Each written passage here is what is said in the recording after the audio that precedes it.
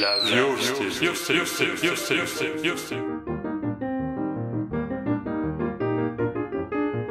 Clément Sacomani, bonjour. C'est quoi pour vous d'être directeur de la Cinémathèque des Pays de Savoie de l'Ain? C'est une mission, c'est une responsabilité, celle de collecter, de sauvegarder et de valoriser toute notre mémoire vivante, la mémoire de nos territoires. Qu'on fasse en sorte que la Cinémathèque, qui est une espèce de bibliothèque du cinéma, puisse devenir un troisième lieu. Il y a le foyer, il y a le travail, et puis un troisième lieu où on vient tisser du lien, faire parler les générations, transmettre et partager. Donc, de la VHS, de la bêta, de l'Imatic, de la mini DV, de la DV, du Super 8. Du Super 8 notamment, qu'on va ensuite numériser. D'accord, ok. Ça c'est un film fabrique, on est les seuls sur le territoire à avoir ça. C'est combien de personnes la Cinémathèque? La Cinémathèque aujourd'hui c'est 5 personnes, Ouais. Une personne sur la collection, donc qui est en charge de faire toutes les collectes, faire rentrer les collections, les gérer, faire le lien avec les déposants et les donateurs.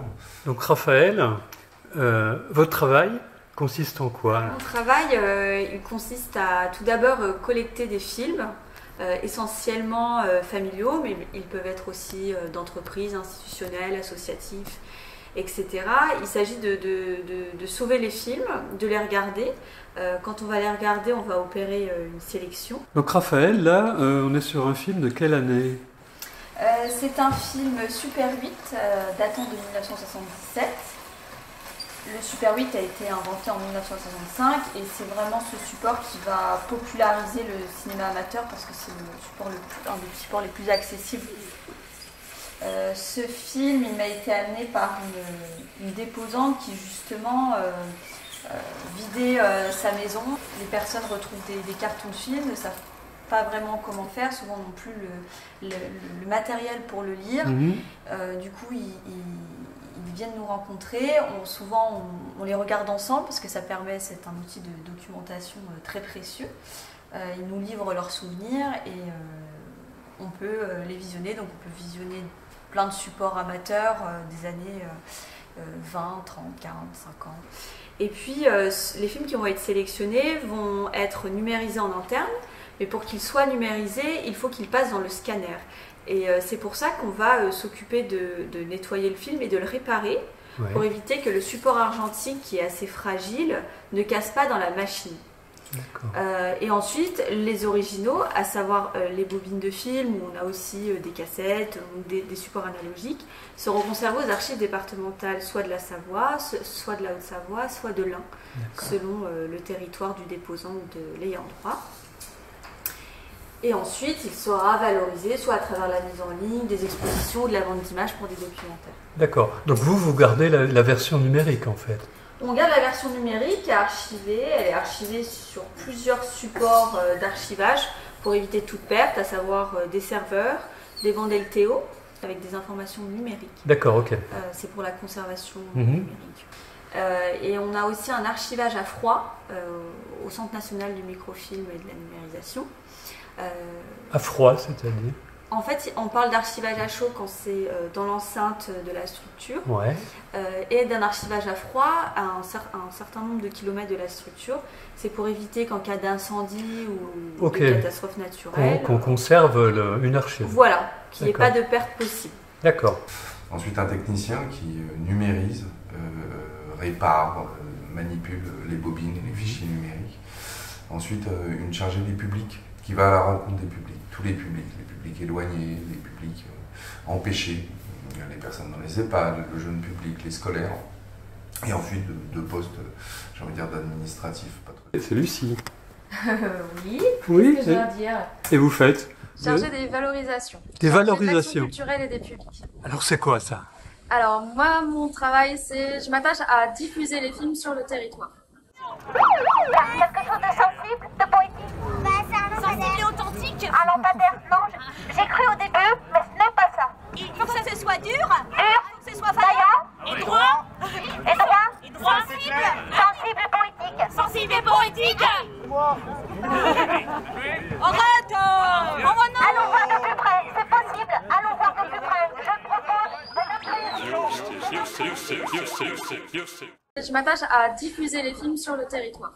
Et ces films-là portent des images et des thématiques divers, de la famille, souvent. C'est vraiment le cercle restreint de la famille. Et puis plus largement, on ouvre sur les loisirs, les pratiques, les savoir-faire. Beaucoup de cinéastes ont filmé encore ce que nous, on juge des vieux métiers, mais à l'époque, c'était le taillandier, c'était la fabrication des matelas à Beaufort.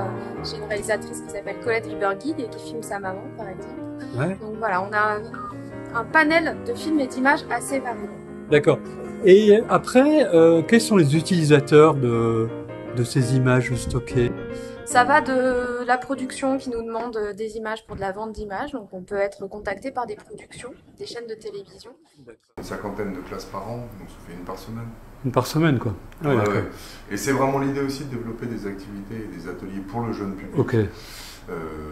Toucher la pellicule, manipuler l'archive, et avec une programmation 3 fois par semaine. Le mercredi pour le jeune public, quel que soit le temps, si c'est scolaire ou pas scolaire, le mercredi soir à 19h et le jeudi soir à 19h. Et on vient voir du cinéma d'auteur, du cinéma de patrimoine, du cinéma documentaire, mais également tout ce qu'on n'a pas forcément eu la chance de voir autrement qu'à la télé.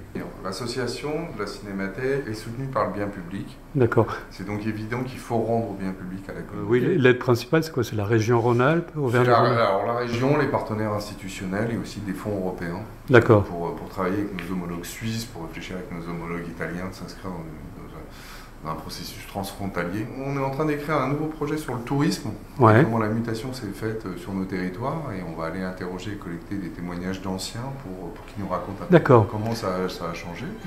L'ancien projet, enfin le dernier projet qu'on a fait qui s'appelait Entre deux prises, c'était d'aller questionner la mémoire audiovisuelle de l'entreprise, du monde de l'industrie, de l'entreprise. Comment est-ce qu'on peut les aussi les aider? Il y avait un aspect formation, avec des formations en ligne, pour justement aider les entreprises à valoriser leur collection. Encore une fois, c'est ça qui est important. La mémoire, elle est là, il faut un lieu pour la conserver. Il faut un lieu pour la conserver. Pour l'entretenir. Pour la valoriser, pour la sauvegarder, c'est des missions importantes. Et aussi dans un lieu où on peut venir favoriser son esprit critique. On va visiter le bâtiment. Allons-y. D'accord. Et là, donc, c'était le départ. Donc là, c'était une partie de c'était la rampe de départ du Mont-Verrier. D'accord. Aujourd'hui voilà, donc ça, non, c'est pas une bobine de film, ça. C'est pas une bobine de film, c'est des anciennes bobines de traction du câble. Et voilà, des câbles. Donc c'est ça qui est assez magnifique. C'est là en dessous une machinerie. D'accord. Un câble de descente, un câble de montée. Qui faisait tourner les câbles. Il faut voir que ce téléphérique, c'était une prouesse technique, des technologies à l'époque, parce qu'il n'y a pas de pylône entre la carte de voilà, comme celui du Revard. Comme celui du Revard. Avec les mêmes architectes. Avec les mêmes architectes en 1934 pour celui-là. Et la cinémathèque est ouverte au public, on peut venir, on peut... Voilà. Bon, si on cherche quelque chose, on peut venir vous voir. Exactement, vous nous appelez, on sera ravis d'en discuter avec vous. Et vous avez aussi notre site internet. D'accord. Qui est letéléphérique.org. Merci Lucille. Merci à vous.